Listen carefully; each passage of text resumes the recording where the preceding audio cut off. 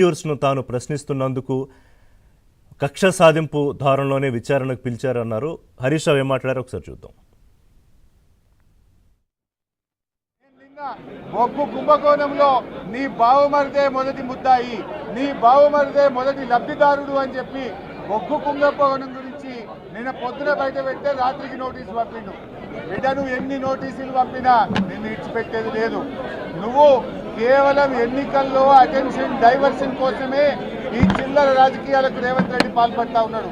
మేము ఏ తప్పు చేయలేదు, మాకు న్యాయ వ్యవస్థ మీద నమ్మకం ఉన్నది, మాకు చట్టాన్ని గౌరవించే సంస్కారం ఉన్నది. తప్పకుండా చట్ట ప్రకారంగా నడుచుకుంటాం. వాళ్ళు ఎందుకంటే మేము తప్పు చేస్తే టైం తీసుకునే అవకాశం ఉంది, భయపడితే టైం తీసుకునే అవకాశం ఉంది. నువ్వు రాత్రి 9 గంటలకు నోటీస్ ఇచ్చి పొద్దుగాల రమ్మన్నావు. నువ్వు ఇచ్చినప్పుడు నేను సిద్దిపేటలో ఉన్నా. వాస్తవాన్ని నా కొడుకు ఈరోజు సాయంత్రం అమెరికా పోతున్నాడు. అయినా కూడా మాకు తప్పు చేయలేదు కనుక భయపడాల్సిన అవసరం లేదు కనుక ధైర్యంగా సిట్టు ముందుకు వెళ్తున్నాం. అడిగిన ప్రశ్నలకు సమాధానం చెప్తాం.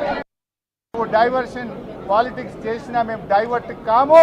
నిన్ను ప్రశ్నిస్తూనే ఉంటాం, నీ వెంట పడుతూనే ఉంటాం, నీ కుంభకోణాలు బయట పెడుతూనే ఉంటాం. నీ యొక్క దండుపాలెం మూఠ ఏదైతే మీ క్యాబినెట్ ఉందో, మీ క్యాబినెట్లో పంపకాల వాటాలు, మీ క్యాబినెట్ దోపిడిని తెలంగాణ ప్రజల పక్షాన ప్రశ్నిస్తూ ఉంటాం. మేము కేసీఆర్ నాయకత్వంలో ఎదిగిన పిల్లలం, ఉద్యమకారులం. ఉద్యమాల్లో నుంచి ఎన్నో కేసులను జైళ్లను ఎదుర్కొని కేసీఆర్ నాయకత్వంలో తెలంగాణ సాధించిన ఒక కార్యకర్తలం మేము నీ తాటాకు చెప్పులకు భయపడం. మిస్టర్ రేవంత్ రెడ్డి, నువ్వు ఎన్ని ప్రయత్నాలు చేసినా, ఎన్ని కుట్రలు చేసినా తెలంగాణ ప్రజల పక్షాన ఈ గొంతులు నిన్ను ప్రశ్నిస్తూనే ఉంటాయి. మా పోరాటం కొనసాగుతూనే ఉంటుంది. మాకు తెలుసు ఇవాళ మున్సిపల్ ఎన్నికలు వచ్చినాయని డ్రామా నడుపుతున్నావు నువ్వు. ఈ సీరియల్ మళ్ళా నడుపుతావు నువ్వు. మున్సిపల్ ఎన్నికల ముందు వరుసగా నోటీసులు ఇస్తావు. 2 ఏళ్ళు అయింది, ఏం పట్టుకున్నావు నువ్వు? ఇలా ఉన్నదేమున్నది?